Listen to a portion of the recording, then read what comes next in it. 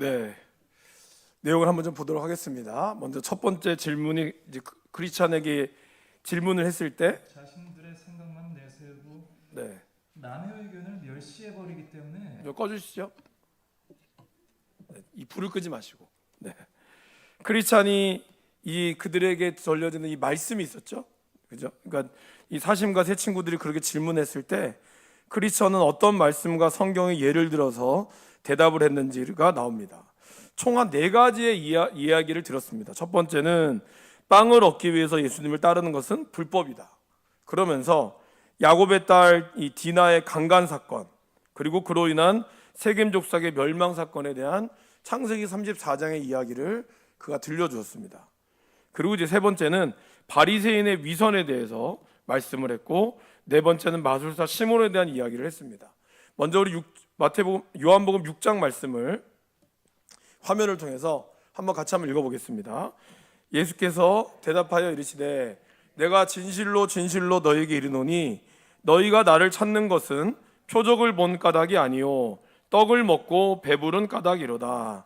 썩을 양식을 위하여 일하지 말고 영생하도록 있는 양식을 위하여 하라. 이 양식은 인자가 너희에게 주리니 인자는 아버지 하나님께서 인치신 자니라. 예수님께서는 이 오병이어의 기적을 보고 온 사람들을 향해서 이렇게 말씀하신 거죠. 너희들이 정말 나를 쫓아온 이유가 무엇이냐? 정말 영원한 생명을 얻기 위한 것이냐? 아니면 눈에 보이는 떡을 얻기 위한 것이냐? 그렇다면 이것은 떡을 얻기 위한 것이라면 이것은 진정으로 나를 따르는 것이 아니다 라는 것을 말씀하셨습니다. 두 번째는 야곱의 딸 디나의 사건이죠. 디나가 그곳에 있는 세겜 족속 하몰의 추장의 아들에게 이제 좀 몹쓸 짓을 당하죠.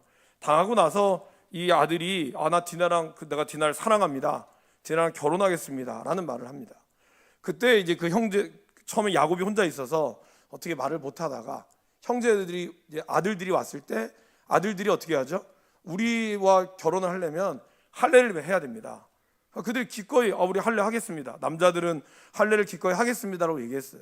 사실 여기까지만 보면 굉장히 얘네 정말 비록 몹쓸 짓을 했으나 많이 사랑했구나. 그래서 그 할례까지 하는구나 라고 생각할 수 있다는 거죠. 그런데 오늘 창세기 34장 22절 23절 말씀을 보면 그들의 속마음이 나옵니다. 한번 읽어보실까요?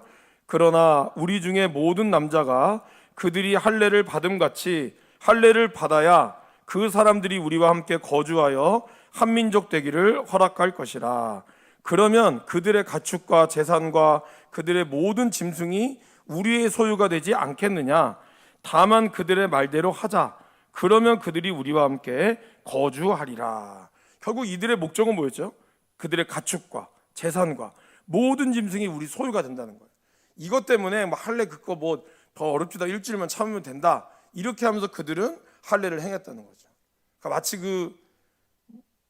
결혼하기 위해서 교회를 나오고 결혼해서 교회 안 나오는 그런 것과도 약간은 비슷할 수 있다는 거겠죠. 세 번째는 바리새인의 위선을 이야기했습니다. 바리새인들은 어떠한 위선적인 행동을 했습니까? 누가복음 20장 46절 47절에 긴 옷을 입고 다니는 것을 원하며 시장에서 문안받는 것과 회당의 높은 자리와 잔치의 윗자리를 좋아하는 서기관들을 삼가라. 그들은 과부의 가산을 삼키며 외식으로 길게 기도하니 그들이 더 엄중한 심판을 받으리라 하시니라. 마치 이 기도를 오래 해서 그들의 모든 재산들을 다 탐하고 사람들한테 대접받기를 원하는 그런 신앙의 위선적인 모습이 바로 이 사심과 친구들의 모습이다라는 것을 이야기했습니다. 마지막으로 사도행전 8장의 이야기를 들었죠. 바로 이 마술사 시몬에 대한 이야기입니다. 이제 베드로와 요한이 막 세례를 주고 엄청난 이적, 이제 빌립 집사님들 엄청난 이적을 베푸니까 시몬이 처음에는 이제 자기 마술사였잖아요. 자기의 말이 안 먹히고 그러다 보니까 이제 그들을 쫓아다니다가 이들이 너무 큰 권능을 하니까 시몬이 베드로와 요한에게 이렇게 이야기하죠. 8장 19절 말씀에 이르되 이 권능을 내게도 주어 누구든지 내가 안수하는 사람은 성령을 받게 하여 주소서 하니 베드로가 이르되 내가 하나님의 선물을 돈 주고 살 줄로 생각하였으니 내 은과 내가 함께 망할지어다. 하나님 앞에서 내 마음이 바르지 못하니 이 도에는 내가 관계도 없고 분깃될 것도 없느니라. 그러므로 너희 이 악함을 회개하고 주께 기도하라. 혹 마음에 품은 것을 사하여 주시리라. 이렇게 얘기했죠. 이 네 가지의 사건을 이야기를 들면서 당신들이 편안할 때만 신앙생활하고 하나님이 햇빛이 비칠 때만 신앙생활 하는 것은 이런 것과 같다라고 이야기를 했다라는 겁니다. 근데 여러분 여기서 하나님이 우리에게 주시는 부도 있죠. 그러면 예수님 믿는 사람은 무조건 가난하게만 살아야 되느냐? 안 믿는 남편이랑 안 믿는 아내 될 사람이랑도 결혼해서 그분들 중에는 정말 교회 나오시는 우리 교회도 그렇고 신앙생활 하는 분도 있지 않느냐? 그렇게 반박할 수도 있죠. 맞습니다. 그럴 수 있죠. 하나님이 우리에게 박해를 겸하여 부도 겸하여 준다라고 분명히 약속을 하셨습니다. 그러니까 중요한 거는 우리가 부를 얻기 위해서 신앙생활하는 것은 아니라는 거죠. 그리고 하나님이 저와 여러분들에게 뭔가 부를 주었다면 그 부는 여러분들에게 분명한 축복이지만 그것이 여러분들만 누리라고 준 거는 분명히 아니라는 거죠. 여러분들이 가지고 있는 그 부를 가지고 다른 사람과 함께 나누고 그리고 그것과 함께 그 복음을 전하는 일에 귀하게 사용되어라고 하나님이 주신 것이지, 그것이 마치 여러분의 신앙이 우리의 신앙이 엄청 커진 것처럼 내가 부하게 된 건 내가 예수를 잘 믿어서 그렇게 된 거다라고 우리가 판단해서는 안 된다는 것입니다. 어떠한 상황에서든지 하나님이 우리 가운데 늘 우리와 동행하시는 것을 우리가 기억하고 눈에 보이는 그런 현상이 전부 다가 아니다라는 것을, 그리고 우리가 먼저 주님을 믿은 가장 중요한 그 목적과 그 마음을 잃지 않아야 된다라는 것을 오늘 이야기하고 있습니다. 자, 그렇게 하면서 이제 크리스찬과 이들은 사실 아무 한마디도 못했죠. 그런데 크리스찬이 탄식하잖아요. 이렇게 진흙과 같은 내 말도 이렇게 반박을 못하는데 하나님 앞에서 어떻게 이야기하겠느냐, 쟤네들은. 걱정이 된다는 거죠. 저와 여러분들이 이 땅 가운데서 어떤 말을 할지 모르지만 하나님 앞에서 내 자신을 직고해야 될 때가 온다는 거죠. 그럴 때 우리의 신앙과 우리의 모습이 늘 정결해야 될 줄 믿습니다. 그러게 우리의 신앙의 모습이 잘 서야 한다는 거죠. 여러분, 오늘 우리가 새벽에 말씀을 묵상할 때 가인과 아벨에 대한 이야기를 나눴습니다.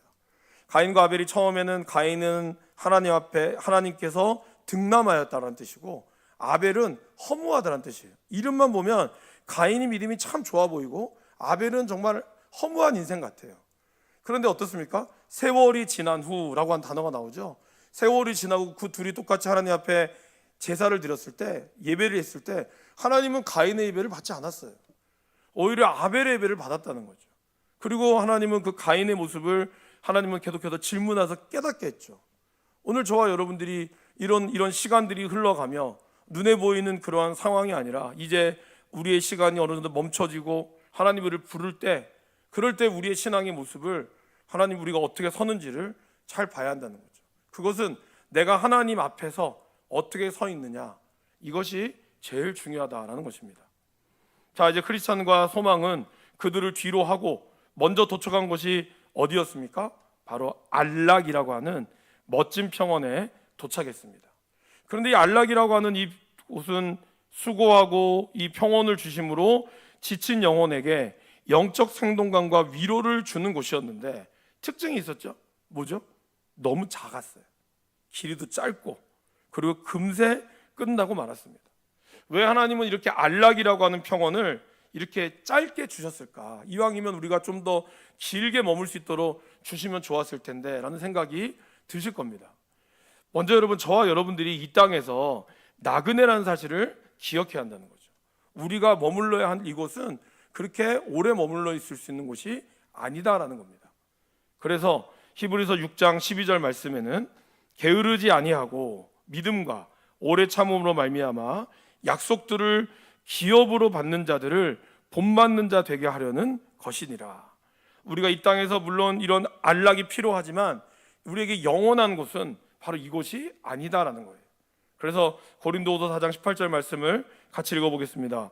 우리가 주목하는 것은 보이는 것이 아니요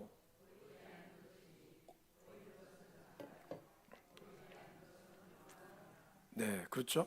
우리가 이 영원한 곳에 우리가 집중해야 한다라는 것입니다.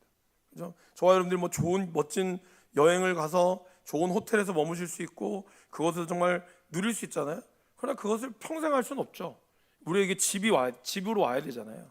뭐 2박 3일, 뭐 길면 일주일, 뭐 한 달 살이 하는 분들도 있지만 어쨌든 그러한 기간은 짧다라는 겁니다. 근데 그것이 마치 내 인생이 전부인 것처럼 우리가 놓았다가는 남은 인생에서 우리가 참 어려워질 수 있다라는 겁니다. 그래서 안락이라는 것은 분명히 필요하다. 그러나 그 기간은 짧고 오히려 우리가 높은 데 올라갔으면 그 정상에 올라가신, 특별히 뭐 에베레스트산 올라가신 분들이 그 사진 하나 찍고 한 1분도 안 돼서, 뭐 1분은 좀 너무하지만 10분도 안 돼서 내려와야 된다 그러죠. 그 이유가 뭐죠?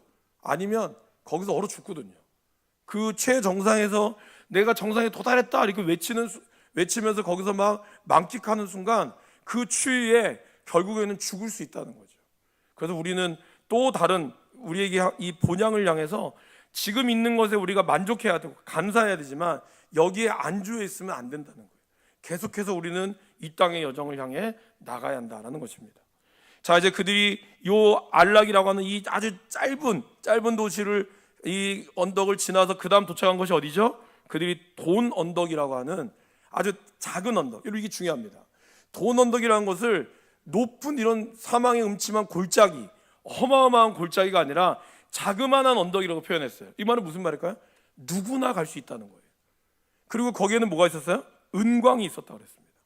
C.S. 루이스가 아주 유명한 말을 했죠. 우리 그 다음 페이지에 C.S. 루이스의 말을 한번 같이 읽어보겠습니다. 지옥으로 향하는 가장 안전한 길은 경사가 심하지 않고 바닥은 부드러우며 갑작스러운 굴곡이나 이정표와 표지판이 없는 완만한 길이다. 그 길은 결코 벼랑이 아니고 밋밋한 내리막길이다. 사람들은 그 길을 기분 좋게 걸어간다. 아주 유명한 말을 했죠. 우리가 지옥으로 가는 가장 안전한 길은 완만하고 내가 내려가는지 올라가는지 막 도깨비 노루처럼 올라간 것 같기도 하면서도 내려가고 있고 그런 길이라는 거예요. 그래서 그런 길은 우리가 너무나 기분 좋게 간다는 거죠. 돈이라고 하는 이런 언덕, 아주 자그마한 언덕이기 때문에 누구나 올라갈 수 있고 또 거기에 은광이 있으니 얼마나 사람들이 가고 싶어 했겠습니까? 근데 그것이 그 안에 펼쳐져 있는 그 어마어마하고 무시무시한 그런 위험이 도사리고 있었다라는 겁니다. 그리고 그곳에 누가 있었어요? 대마가 있었죠.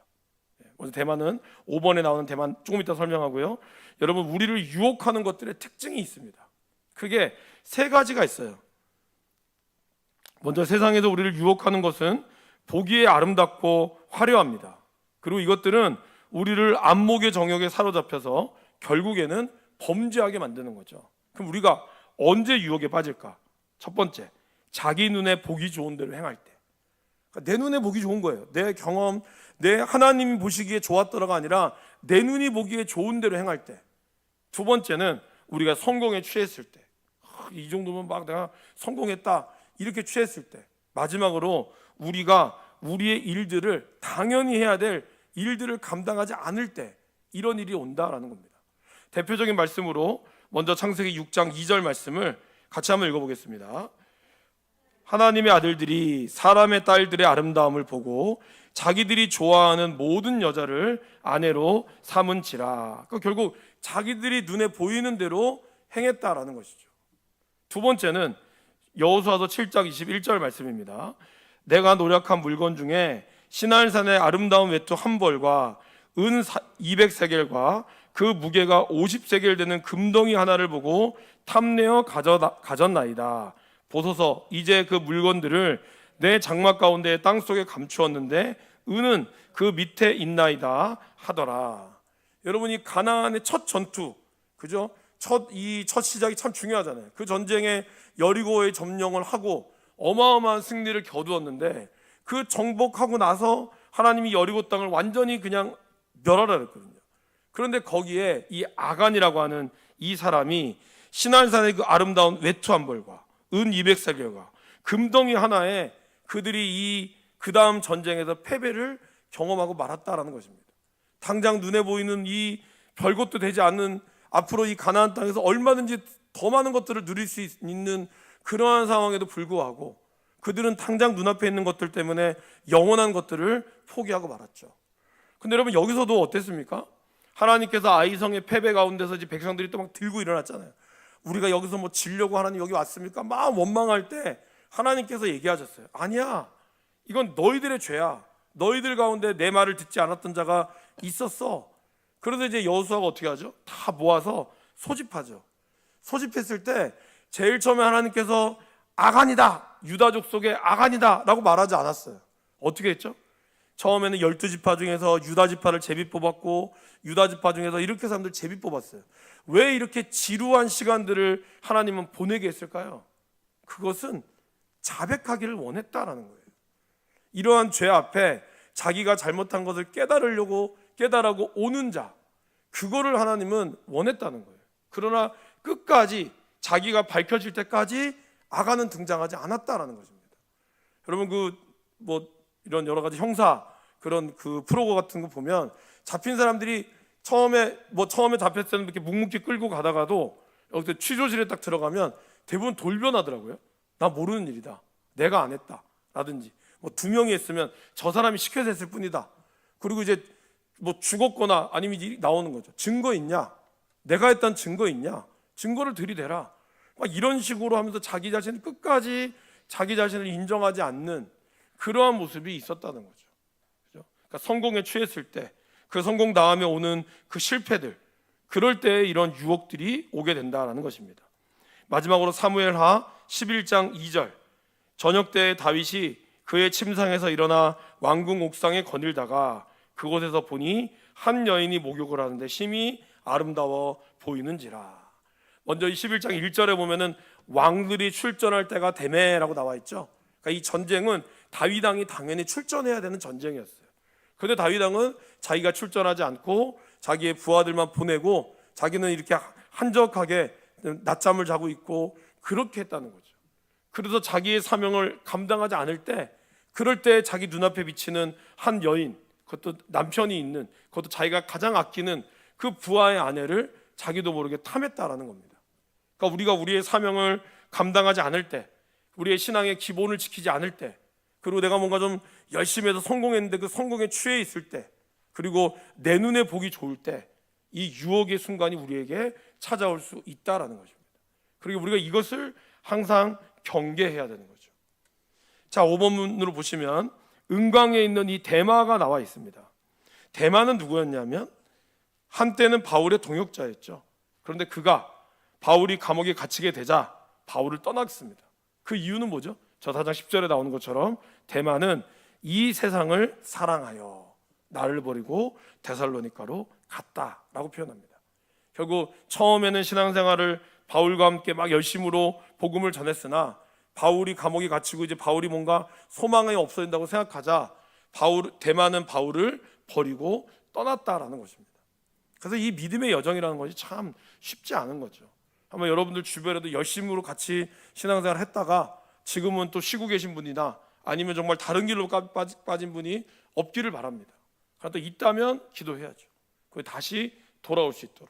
그런데 이렇게 우리가 이 믿음의 여정을 함께 가는 게 참 어렵다라는 것을 오늘 철로역정은 우리에게 보여줍니다.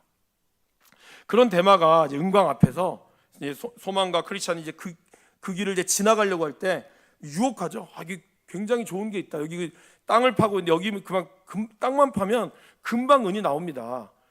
갑시다. 한번 오세요라는 질문에 소망이 가려고 했죠. 한번 가보자. 그때 크리스찬이 이 소망을 유혹으로부터 빼내죠.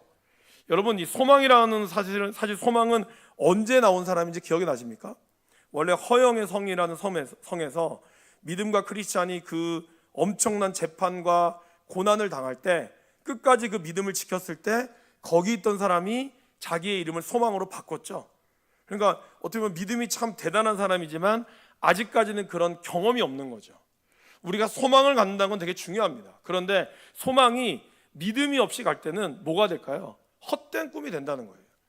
그러니까 뭔가 처음에 와서 하나님이 이루실 겁니다 이렇게 이야기하고 우리가 강력한 믿음을 보이지만 그 믿음이 말씀이 뒷받침되지 않고 기도의 훈련이 쌓이지 않으면 처음에는 마치 그 소망이 우리를 굉장한 것들 이끌어가지만 나중에 어떻게 돼요? 나중에는 이 꿈처럼 버리고 만다는 거예요. 그러니까 소망은 믿음에 순수했는지는 모르지만 아직까지는 지혜롭지 않았던 거죠. 그렇기 때문에 크리스찬이 그러한 소망을 이루기 위해서는 영적 경험이 필요함을 이야기합니다. 그래서 결국 저와 여러분들이 가는 이 길도 마찬가지입니다. 우리가 믿음으로 충만하게 걸어간다고 해도 결국은 믿음의 동역자들이 같이 있어야 한다는 거죠. 특별히 이제 막 신앙생활을 처음 하신 분들이라든지 이제 정말 아직도 세례를 안 받으시고 이제 막 정말 어떠한 상황에 따라 교회를 오신 분들, 그런 분들이 앞에 아직까지 교회와 신앙에 대한 어떤 뜨거움은 있으나 어떤 것이 이것이 참 진리인지는 잘 모르는 분들이 많아요. 그럴 때 우리가 믿음으로 잘 권면하고 연단하면서 나아가는 것이 필요하다는 겁니다. 또한 우리도 그런 소망, 그런 처음 오신 그 신앙의 그 순수성을 보고 우리도 우리 자신을 다시 한번 돌아봐야겠죠. 내가 신앙에 때를 묻은 것은 아닌가? 정말 저렇게 온전히 따라오는 저분들의 모습을 보면서 우리도 도전을 받고, 그러니까 함께 이런 것이 도전을 받는 거죠. 그죠? 그래서 전도서 4장 12절에 보면 한 사람이면 패하겠거니와 두 사람이면 맞설 수 있나니, 마지막 같이 읽어보실까요? 세 겹줄은 쉽게 끊어지지 아니하느니라. 그래서 우리가 믿음으로 잘 연합하는 게 중요하다라는 것입니다. 자, 이래서 막 지나가려고 하는데 계속해서 대마가 계속 하죠. 왜 같이 안 가십니까? 한 번만 와서 보십시오. 그러면 될 겁니다. 그때 이제 크리스찬이 대마에게 질문을 하죠. 근데 이 대마의 모습, 대마가 대답했던 모습은 사단이 우리를 유혹하는 모습과 아주 비슷합니다. 첫 번째는 아까 소망이 유혹했을 때는 뭐였죠? 화려함으로 유혹했죠. 은강이 너무 좋다. 가기만 하면 받는다. 그런데 이제 크리스찬이 막았어요. 두 번째 크리스찬이 이제 묻잖아요. 아니, 거기는 위험하다고 들었는데 당신은 왜 위험하다는 말을 하지 않고 무조건 오라고만 합니까? 그때 이 대마가 얼굴이 붉어졌다라고 표현하고 있어요. 그 말은 자기도 인정한다는 거죠. 그러면서 뭐라 그러죠? 조심하면 괜찮다라고 표현하는 거예요. 이게 참 무서운 거죠, 여러분. 우리 창세기 3장 한번 펴보실까요? 창세기 3장 4절 5절. 창세기 3장. 이제 뱀이 이제 질문하잖아요. 네. 참으로 모든 동산나무의 열매를 먹지 말라 하시더냐? 그럴 때 여자가 이제 동산나무 열매를 우리가 먹을 수 있으나 중앙에 있는 나무 열매는 먹지도 말고 만지지도 말라, 죽을까 하노라 하셨어요. 사실은 하나님이 반드시 죽으리라고 그랬죠. 근데 약간 왜곡이 됐어요. 그때 이 5절 말씀을 보면 뭐라 그러죠? 너희가 그것을 먹는 날에는 너희 눈이 밝아지게 될 것을 이야기합니다. 그리고 하나님과 같이 되어서 선악을 알 줄을 하나님이 아신다라고 표현하는 거죠. 그리고 4절에는 뭐라 그래요? 결코 죽지 않는다라고 안심을 시켜요. 그러니까 이 죄가 위험하지 않느냐? 괜찮아, 그냥 조심하면 돼. 너 그 정도 할 수 있잖아. 이렇게 우리를 유혹하는 거죠. 그죠? 위험성을 알면에도 불구하고 그것을 맡기는커녕 너희 충분히 네가 조심하면 된다라는 말로 우리를 넘어뜨리게 하는 거죠. 세 번째는 어떻습니까? 이제 막 크리스찬이 강하게 몰아붙이니까 자기가 뭐라 그래요? 나도 순례자입니다. 나도 아브라함의 자손입니다. 그러니까 나와 함께 같이 갑시다. 잠시 좀 기다려 주세요. 나도 곧 가겠습니다. 그 목적은 그들로 인해서 결국에는 지연시키고 못 가게 하고자 하는 마음이 드는 거죠. 마치 같이 동질감, 같이 믿는 사람이라고 이야기함으로써 저 사람을 안심시키려고 하는 그러한 어떤 사단의 계략들이 있다라는 거죠. 그래서 여러분, 성경은 사단의 특징이 뭐죠? 광명한 천사와 같다 그랬습니다. 겉으로 보기에는 너무나 천사 같고 어쩌면 웬만한 믿는 사람보다 훨씬 더 착하게 보이는 것이 바로 이 사단의 우리에게 주는 유혹 중에 하나다라는 겁니다. 이럴 때 이 크리스찬은 대마를 게하시가 탐욕으로 주인을 배반한 사건, 바로 이 엘리사의 이 수종이죠, 제자죠. 엘리사의 수종이 바로 게하시였죠. 엘리사가 나아만 장군의 병을 고치고 나서 나아만 장군이 엘리사에게 이렇게 예물을 바치려고 하잖아요. 너가 너무 은혜 받았습니다. 제가 당신에게 하나님께 헌금을 드리겠습니다. 괜찮다고, 안 받겠다고. 그러기부터 돌려보냈을 때 게하시가 그것에 탐욕을 내어가지고 이 자기 스승 몰래 쫓아가죠. 쫓아가서 사실은 스승이 이거 좀 달라 그랬다고, 조금만 나한테 주라고. 그렇게 하다가 어떻게 됐습니까? 문둥병이 되어지죠. 그죠? 바로 이 게하시의 탐욕과 같은 인물이고, 그리고 가룟 유다와 같이 자기의 돈을 위해서 은 30에 예수님을 판 사람. 결국 그들의 끝은 한 명은 문둥병으로 끝났고 한 명은 자살로 그들의 생애를 마감했듯이 대마 당신의 삶도 그럴 것이다. 그런 것은 오늘 우리에게도 이야기하고 있다는 것입니다. 우리가 어떠한 마음으로 예수님을 섬기느냐, 이것이 중요하다라는 것이죠. 자, 그런데 이제 크리스찬과 소망의 뒤를 따라왔던 사심과 그의 친구들에게도 대만은 똑같이 유혹을 했죠. 그래서 여러분, 사단은 포기하지 않습니다. 그러니까 여러분들이 넘어가면 또 그 다음 먹잇감은 늘 있는 거예요. 그러니까 우리가 늘 깨어서 복음을 전하는 사명을 나는 죄의 유혹에서 이겼으니까 난 됐어, 이게 아니라 저들도 빠지지 않도록 사실 우리가 계속해서 복음의 사명을 감당해야 한다는 것이죠. 결국 어떻게 됐습니까? 그들은 대마의 유혹에 넘어가 은광으로 달려갔다라고 표현하고 있어요. 그러면서 그들이 끝이 빠져 죽었는지 이거는 정확하게 표현하고 있지 않지만 확실한 건 뭐였죠? 그들은 순례의 길에서 보이지 않았다라는 결론을 내렸다는 거죠. 결국은 지금까지 순례의 길을 왔는지 모르나 마지막 천국으로 도달하는 여정까지는 갈 수 없다라는 거예요.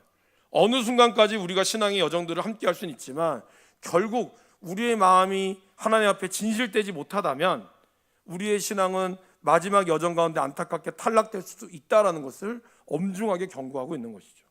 자, 그리고 이제 그들이 지났을 때 이 돈 언덕 건너편쯤 되겠죠. 거기에 하나 비석이 있었어요. 그죠? 이 비석이 처음에 뭔지 몰랐는데 아무튼 궁금해서 사람인 것 같고 가서 보니까 거기에 뭔가 이 글자가 써져 있었어요. 그 글자의 이 비석의 글귀에는 창세기 19장 26절에 말씀이 써 있었습니다. 한번 읽어보실까요? 롯의 아내는 뒤를 돌아보았으므로 소금 기둥이 되었더라. 그러면서 이제 소망과 크리스찬이 얘기를 막 나누고 있는 거죠. 소망이 이런 얘기하죠. 사실 이 롯의 아내는 뒤돌아보기만 했는데 소금 기둥이 됐어. 나는 근데 정말 달려가고 싶었는데 나는 살았어. 여러분, 이것이 은혜인 거죠. 우리가 내가 살고 있다는 것이 나는 잘 살았은가 아니라 우리가 은혜 없이는 살 수 없다는 거예요. 그러면서 이야기하죠. 대마의 시험을 극복했다 하더라도 다시 롯의 아내가 소금 기둥이 된 것을 기억해야 한다는 겁니다. 어쩌면 소돔과 고모라 땅의 멸망에서는 롯의 아내가 구출을 받았죠. 그죠? 롯과 함께 그의 딸들이 구출을 받았으나 결국 롯은 그 뒤에 있는 것이 너무나 아쉬워서 뒤를 돌아보다가 소금 기둥이 됐다라는 거예요. 우리가 하나님을 믿고 따라갈 때는 뒤돌아보지 않아야 한다는 거죠. 뒤돌아보지 않고 오직 표대를 향하여 앞만 보고 달려가야 하는 거예요. 이전에 있었던 나의 어떤 과거와 이런 후회들과 한탄도 있겠지만 그러나 그것을 뒤로 하고 계속해서 하나님이 주는 그 말씀의 은혜를 쫓아 나아가고자 하는 그 걸음들이 필요하다라는 것입니다. 그리고 그것을 우리가 기억함으로써 결국 이러한 롯의 아내의 소금 기둥은 우리에게 많은 것을 보여주는 거죠. 하나는 본보기가 되기도 하고 우리가 이 길을 어떻게 걸어가야 되는지를 보여주기도 합니다.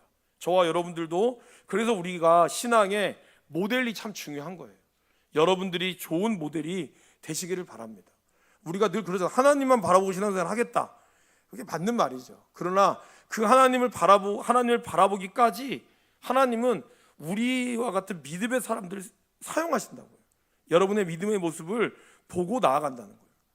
제가 안양제일교회에 있을 때 우리 그 장로님 중에 한 분이 아주 재밌는 분이 계셨어요. 그분이 사실은 젊었을 때 굉장히 많이 놀았던 분이어서 지금은 아내한테 아주 미안한 마음으로 이렇게 잘 섬기고 있는 분이 계신데 그분이 저한테 우리 이제 그 안양제일교회 장로님 많이 계시지만 자기 친구 장로님 2명이 있대요.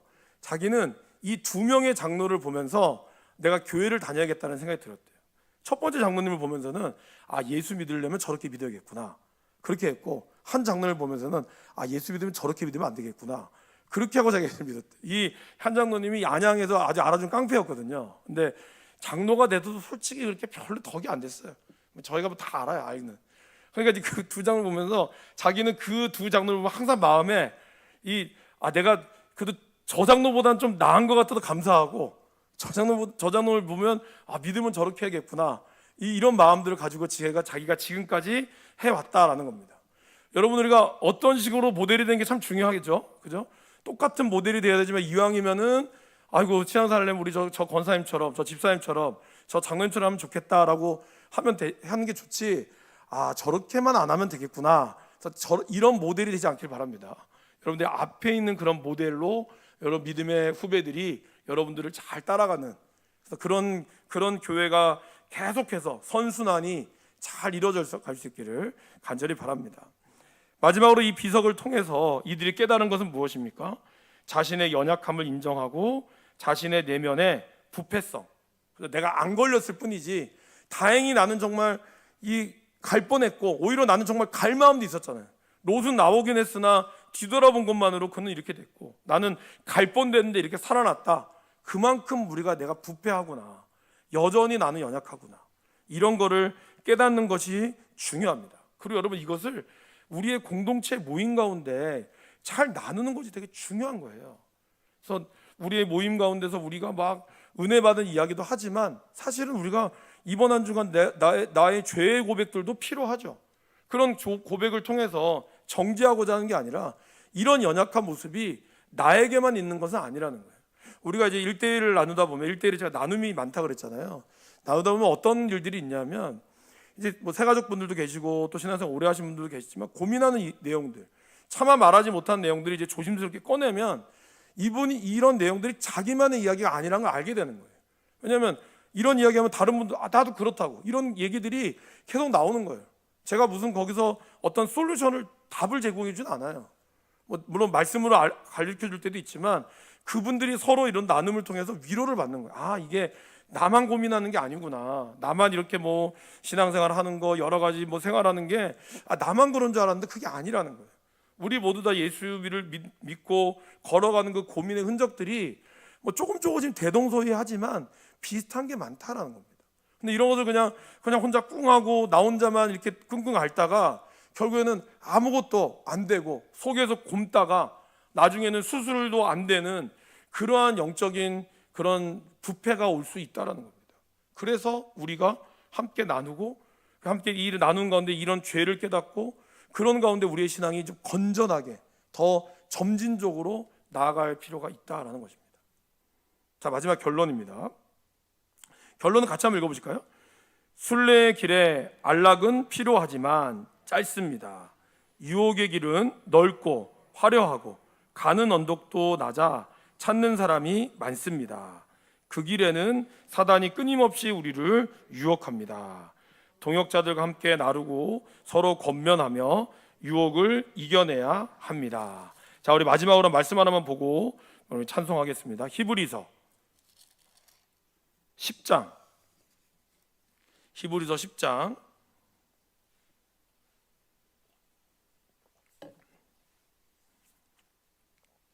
23절부터 한번 읽어보겠습니다.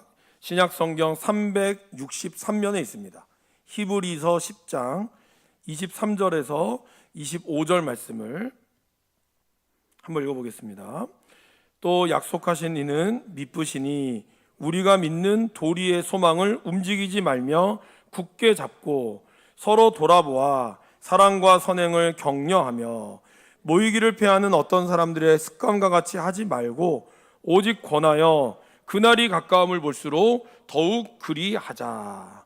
여기 뭐라고 얘기했죠? 서로 돌아보아서 사랑과 선행을 격려해 주고 그리고 모이기를 패하는 어떤 사람들의 습관과 같이 하지 말고 오직 권해서 그날이 이제 주님이 오신 날이 가까움을 볼수록 우리가 더욱더 권해서 모이기를 힘써야 한다라는 겁니다. 근데 모일 때 뭐 하라고요? 돌아보아 사랑과 선행을 격려하라 그랬어요. 그래서 우리의 이 구역의 모임과 여러분들의 또 선교의 모임은 서로 사랑과 선행으로 격려하는 모임이 되어야 되고 그리고 우리가 믿는 도리의 소망을 우리가 끝까지 붙잡아야 하는 그러한 모임이 되어야 한다는 거예요. 그러면서 우리의 이 모임에 생명력이 있도록 나아가야 한다는 거죠. 저와 여러분들이 그러한 모임과 또 그런 가운데서 우리가 예수님의 흔적이 잘 드러날 수 있기를 간절히 축원합니다. 함께 찬송하겠습니다. 찬송가